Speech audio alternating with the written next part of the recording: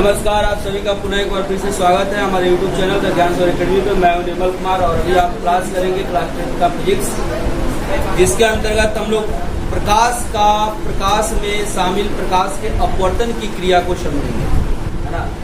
आपको पता है, आप पढ़ चुके हैं कि प्रकाश की जो क्रिया होती है वह दो प्रकार की होती है मुख्य रूप से। कौन कौन? एक प्रकाश का परावर्तन और एक प्रकाश का अपवर्तन। यह परावर्तन और अपवर्तन की क्रिया प्रकाश जिस पदार्थ से होकर के गुजरती है या जिससे टकराती है उसके प्रकृति पर निर्भर करता है ना। आपको बताया गया है कि प्रकाश का परावर्तन किस पदार्थ से होता है, किस प्रकार के पदार्थ से होता है। तो प्रकाश का परावर्तन किससे होता है? अपारदर्शक पदार्थ से होता है और दर्पण से होता है।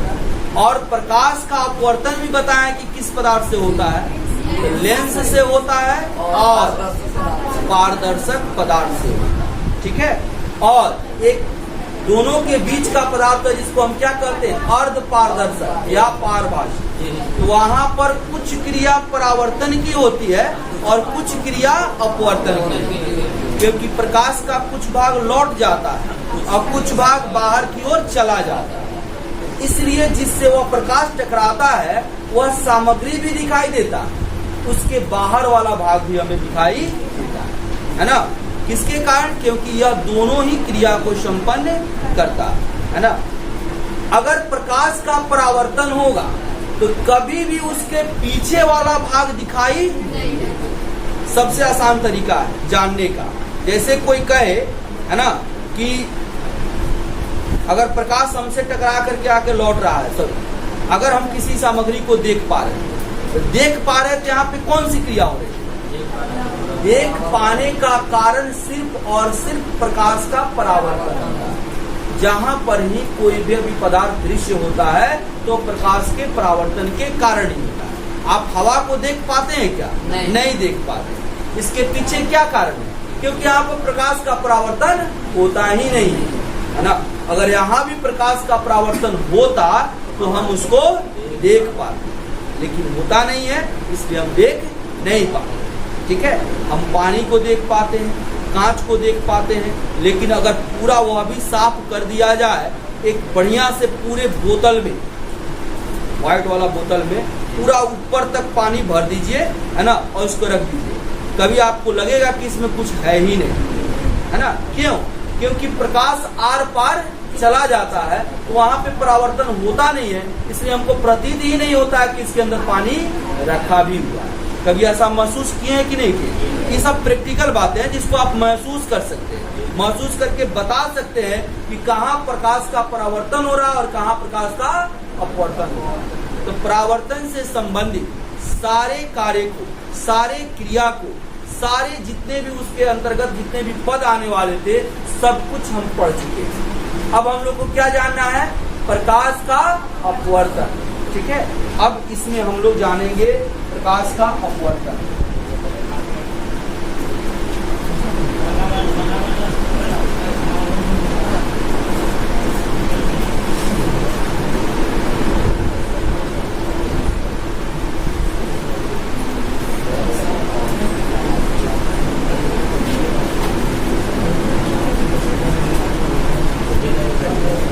रिफ्रैक्शन ऑफ लाइट, ठीक है।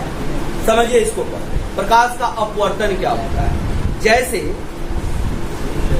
अपारदर्शक पदार्थ क्या करता है, तो प्रकाश जब पड़ता है तो उसको रिटर्न कर देता है। तो हम लोग पढ़े हुए कि किसी प्रकाश स्रोत से निकलने वाली प्रकाश किरण किसी आधार से टकरा करके, किसी पदार्थ से टकरा करके जब वापस लौटती है तो प्रकाश की वह क्रिया क्या कहलाती है? प्रकाश का परावर्तन।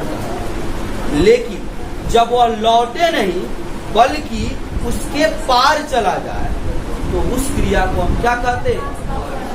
अपवर्तन कहते हैं। लेकिन जब पार जाता है तो उसमें कुछ परिवर्तन होता है ना, उसमें कुछ परिवर्तन होता है और उस परिवर्तन को ही हम क्या कहते हैं? प्रकाश का अपवर्तन करते हैं।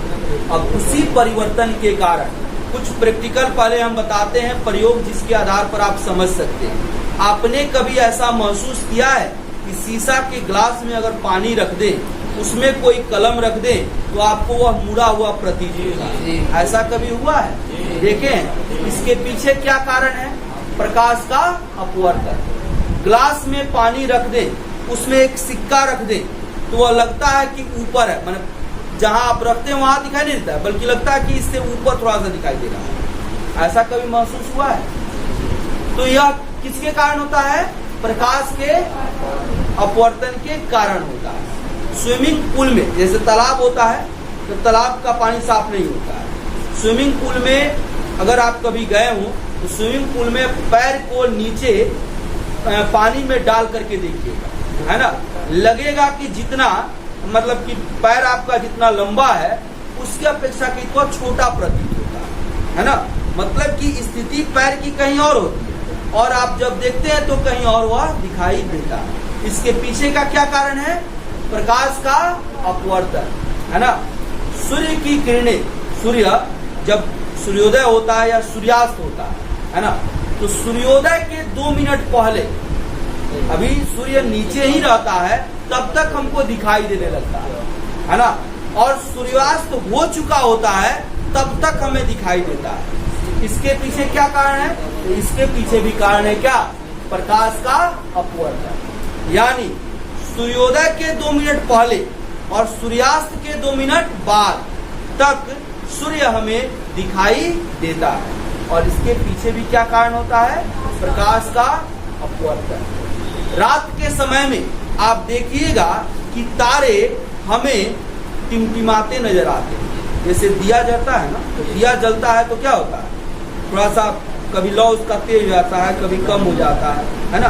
ठीक वैसे ही आप देखिएगा, तारा जो होता है, कभी उसका प्रकाश तेज हो जाता है, कभी कम हो जाता है। ऐसा कभी महसूस किए? या जितनी बात बता रहे हैं प्रैक्टिकल बात बता रहे हैं, जिसको आप अवलोकन करके देख सकते हैं, है ना। तो आपने देखा है कि तारे टिमटिमाते हैं, तो यह किसके कारण होता है? यह भी प्रकाश के अपवर्तन के कारण होता है ना। आकाश का रंग नीला होता है, यह किसके कारण दिखाई देता है? प्रकाश के अपवर्तन के कारण दिखाई देता है। सुबह में सूर्योदय एवं सूर्यास्त के समय में सूर्य रक्ताभ लाल रंग का प्रतीत होता है, जबकि दोपहर में जब हमारे सर के ऊपर होता है, सूर्य उजला प्रतीत होता है, उजला प्रतीत होता है। यह किसके कारण होता है? प्रकाश के अपवर्तन के कारण होता है ना। तो यह सारी जितनी प्राकृतिक घटनाएं बताएं, यह सब के पीछे कारण क्या है? प्रकाश का अपवर्तन। और अपवर्तन का मतलब क्या होता है? कि एक पारदर्शक माध्यम में चलती हुई प्रकाश किरण जब एक पारदर्शक माध्यम से दूसरे पारदर्शक माध्यम में प्रवेश करती है, तो वह अपने रास्ते से क्या हो जाती है? विचलित हो जाती है, अलग हो जाती है, उसके रास्ते में परिवर्तन हो जाता है ना। जैसे आप देखिएगा कि आप दौड़ रहे हैं किसी समतल जगह, अचानक रास्ते में कंकड़ पत्थर मिल गया, क्या आपका चाल उस वहीं रहता है? कितना भी बढ़िया धावक होगा, कितना भी तेज गति से चलने वाला होगा, जो समतल में चल रहा है, अचानक ही कंकड़ पत्थर ये सब मिलने लगा, तो उसका चाल में परिवर्तन होना स्वाभाविक है ना, हो ही जाएगा, उसको करने की आवश्यकता नहीं है। ठीक वही चीज होता है यहाँ पर भी, है ना। जैसे प्रकाश हवा में चल रहा है तब तक ठीक है, जैसे ग्लास में पानी रख दिया, उसमें हमने कलम रख दिया, तो अब हवा से कहाँ जाएगा? पानी में जाएगा ना। तो हवा के सापेक्ष पानी में प्रकाश का चाल कम हो जाता है। क्या हो जाता है? कम हो जाता है। तो वहां पे वह परिवर्तित हो जाएगी, अपने रास्ते से विचलित हो जाएगी। जैसे सिंपल सी बात, एक कील को लेकर के जब लकड़ी में हम उसको ठोकते हैं और एक दीवार में ठोकते हैं, दोनों में कुछ अंतर पाते हैं? अंतर पाते हैं कि नहीं पाते? पाते हैं ना।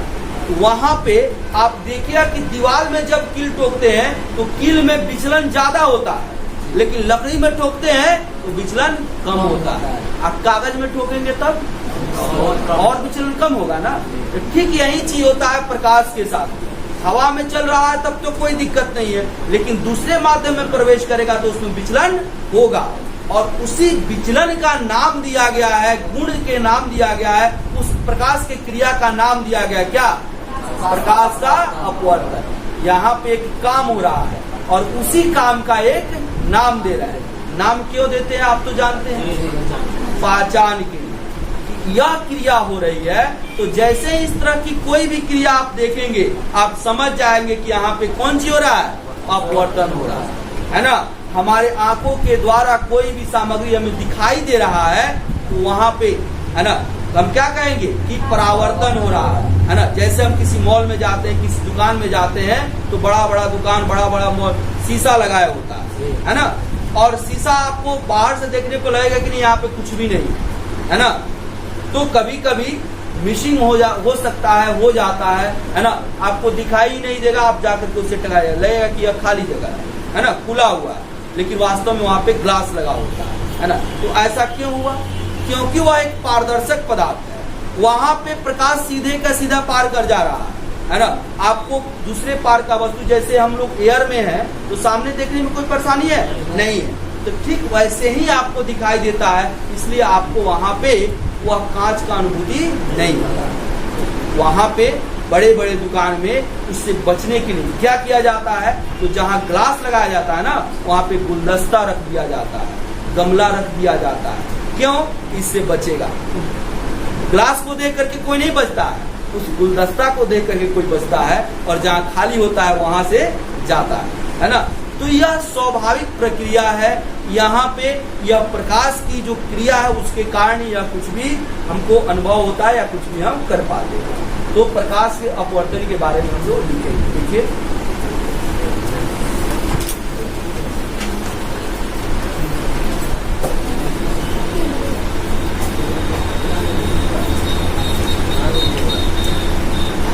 लिखेंगे किसी प्रकाश स्रोत से निकली हुई प्रकाश किरण, किसी प्रकाश स्रोत से निकली हुई प्रकाश किरण, किसी प्रकाश स्रोत से, किसी प्रकाश स्रोत से निकली हुई प्रकाश किरण, निकली हुई प्रकाश किरण, निकली हुई प्रकाश किरण जब एक पारदर्शक माध्यम से, जब एक पारदर्शक माध्यम से, जब एक पारदर्शक माध्यम से दूसरे माध्यम में प्रवेश करती है, एक पारदर्शक माध्यम से दूसरे माध्यम में प्रवेश करती है, प्रवेश करती है, तो अपने मूल रास्ते से,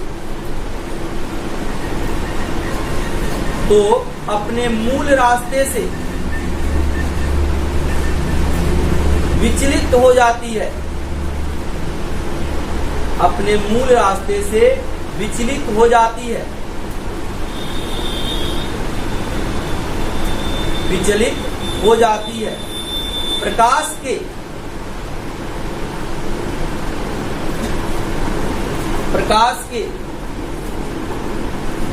विचलन की इस क्रिया को, प्रकाश के विचलन की इस क्रिया को, विचलन की इस क्रिया को प्रकाश का अपवर्तन कहते हैं, प्रकाश का अपवर्तन कहते हैं, प्रकाश का अपवर्तन कहते हैं, अपवर्तन कहते हैं। बोलिए, कोई दिक्कत? बात समझ में आई है ना? प्रैक्टिकली हम इसलिए बताए हैं कि आप इसको समझ सकें। कभी भी यह बात ध्यान रखेंगे कि परावर्तन होता है किसके द्वारा? अपारदर्शक पदार्थ के द्वारा। यानी कि प्रकाश का किसी पदार्थ से टकरा करके लौटना प्रकाश का क्या कहलाता है? परावर्तन कहलाता है। और एक पारदर्शक माध्यम से दूसरे पारदर्शक माध्यम में प्रवेश करने पर प्रकाश का अपने रास्ते से विचलित हो जाना क्या कहलाता है? प्रकाश का अपवर्तन कहलाता है। तो आप चाहे या शॉर्ट में लिखिए या आप चाहे लॉन्ग में लिखिए। जैसे हम लिखा है तो 5-6 लाइन में हुआ होगा, है ना। अभी हमने जो बोला हुआ 2 लाइन में हो जाएगा। तो जैसे चाहे आप उसको एडजस्ट करके लिख सकते हैं। लेकिन बात यहाँ पर समझना है क्या कि यह क्रिया किसमें होगी? पारदर्शक। और एक पारदर्शक से दूसरे में प्रवेश करेगा तो अपने रास्ते से क्या होगा? विचलित हो जाएगा। और उसी विचलन की घटना को, क्रिया को हम क्या कहते हैं? प्रकाश का अपवर्तन। ठीक है। अब जैसे कोई भी क्रिया संपन्न होती है तो उस क्रिया के को संपन्न कराने में या क्रिया के संपन्न होने के पश्चात कुछ पद मिलते हैं, है ना, कुछ सामग्रियां में। जैसे प्रकाश का परावर्तन, तो प्रकाश के परावर्तन में बहुत सारे पद हम लोग प्राप्त किए थे ना, जैसे आपकी किरण, परावर्तित किरण, अभिलंब, यह सब। ठीक वैसे ही यहाँ पर भी उसका कुछ पद मिलेगा, है ना। उस पद का हमें व्याख्या करना। ठीक है। तो अपवर्तन समझे, इसमें कोई दिक्कत किसी को भी? अब इसका अगर कहा जाए कि प्रकाश के अपवर्तन की क्रिया को दर्शाने के लिए कुछ उदाहरण बताएं, तो बता सकते हैं? बहुत सारा उदाहरण हम बताएं, समझा है ना। लगभग 10 को से ऊपर हम बताएं। उसमें से 5 को आप लिख दीजिएगा तो चलेगा काम, 2 को लिख दीजिएगा, 3 को लिख चलेगा, लिख सकते हैं। एक प्रश्न आपके लिए हम दे रहे हैं, लिखिए। प्रकाश के अपवर्तन की क्रिया को प्रकाश के अपवर्तन की क्रिया को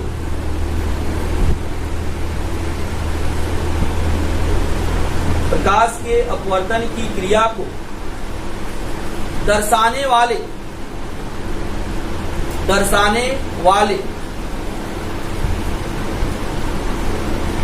प्रकाश के अपवर्तन की क्रिया को दर्शाने वाले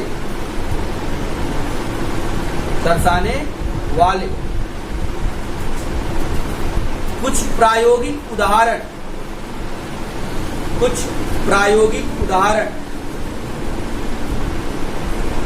प्रस्तुत करें।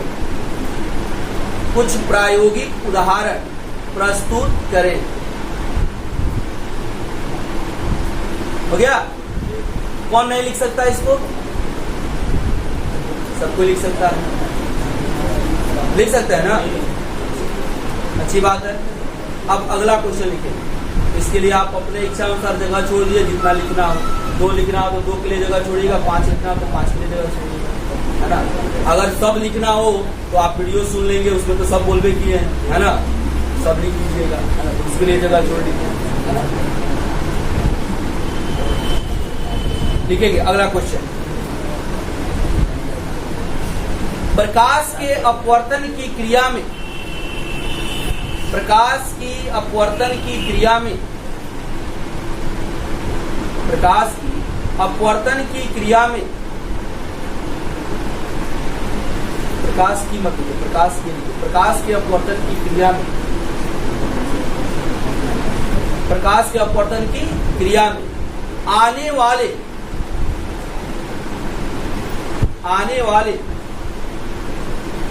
पदों का आने वाले पदों का चित्र सहित व्याख्या करें। आने वाले पदों का चित्र सहित व्याख्या करें। चित्र सहित व्याख्या करें। ठीक है, तो हम चित्र बना रहे हैं, व्याख्या आप लोग करेंगे। ठीक है, कुछ तो उसी में जैसे प्रकाश के परावर्तन में आया था वही टर्म यहाँ पर आ जाएगा कुछ, है ना।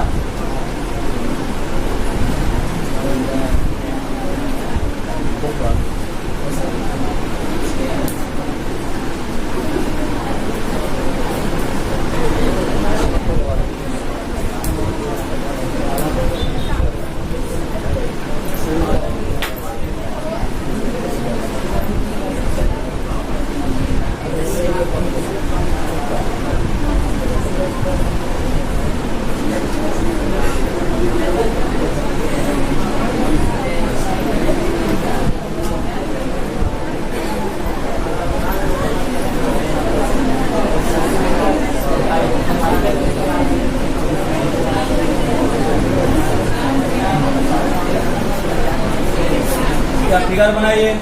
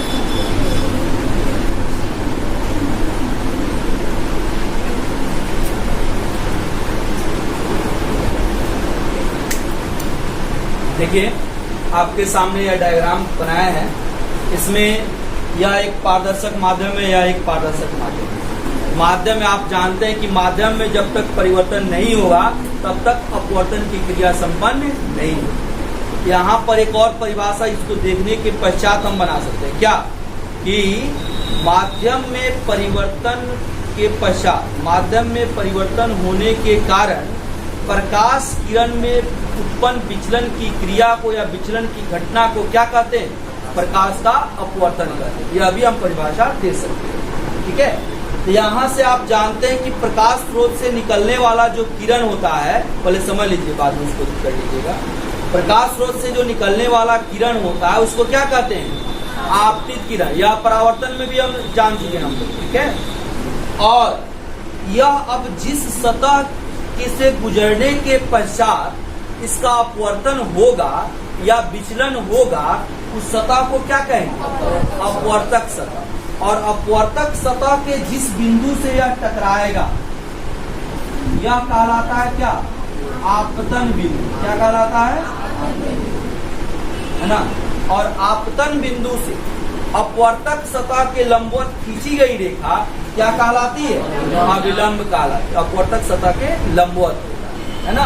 और अब इस अविलंब और आपतित किरण के बीच बना हुआ कोण क्या कहलाएगा? आपतन कोण कहलाता है, ठीक है। और फिर अब यहाँ से जो किरण अपवर्तक सतह से टकराने के बाद जो किरण विचलित हो रहा है ना, दूसरे माध्यम में जाने पर उस विचलित प्रकाश किरण को क्या कहते हैं? अपवर्तित किरण कहते हैं। क्या कहते हैं? अपवर्तित किरण कहते हैं। और उस अपवर्तित किरण और अविलंब के बीच जो कोण बनेगा उसको क्या कहेंगे? अपवर्तन कोण। क्या कहेंगे? अपवर्तन कोण। और इस अपवर्तित किरण और आभासी आपतित किरण, यहाँ पर यह विचलन नहीं होता, यह प्रकाश कण ऐसे ही ना आता, तो इसको हम आभासी मान लिए, है ना। तो अंतिम निर्गत किरण और आपतित किरण के बीच बनने वाला जो कोण होता है वह क्या कहलाता है? विचलन कोण। का है विचलन कोण कहलाया? क्या है कि इतना ही ना विचलित हो रहा है। तो अब पहला और दूसरा, मैंने पहले यहाँ था अब यहाँ आ गया, तो इतना ही विचलन हुआ, इतना ही झुकाव हो गया दोनों के बीच में, तो वही क्या कहलाएगा? विचलन कोण कहलाएगा। क्लियर है। और जहां से प्रकाश उत्सर्जित होता है उसको तो जनबे करते हैं, क्या कहते हैं? प्रकाश स्रोत। यह आपका क्या है? प्रकाश, है ना। अब इसका नाम दे देते हैं हम, इसको कर दीजिए S, इसको कर दीजिए O, इसको M, इसको N, है ना। इसको कर दीजिए X, इसको कर दीजिए Y, इसको कर दीजिए A, है ना। और इसको कुछ कर दीजिए जैसे B। आप सबका नाम भी दे सकते हैं पहचान के लिए, हो जाएगा। अब विचलन कोण को हम डिनोट करते हैं इस संकेत से। इस संकेत को पढ़ते हैं हम डेल्टा। क्या पढ़ते हैं? डेल्टा। क्लियर है। तो हम लोग जाने प्रकाश के परावर्तन के बारे में और प्रकाश के प्रकाश के अपवर्तन के बारे में और प्रकाश के अपवर्तन में आने वाले पदों के बारे में। यह चित्र हो गया। अब इसका सारा पद का हम समझा दिए हैं। उस पद का परिभाषा आप लिख सकते हैं, जैसे प्रकाश के परावर्तन में लिखे थे ठीक वैसे ही लिखना है। लिखा जाएगा ना। तो इसको आप लोग नोट कर लेंगे, है ना। ठीक है। अब पुनः अगले क्लास में हम इससे हम लोग आगे बढ़ेंगे, इससे आगे हम लोग काम करेंगे।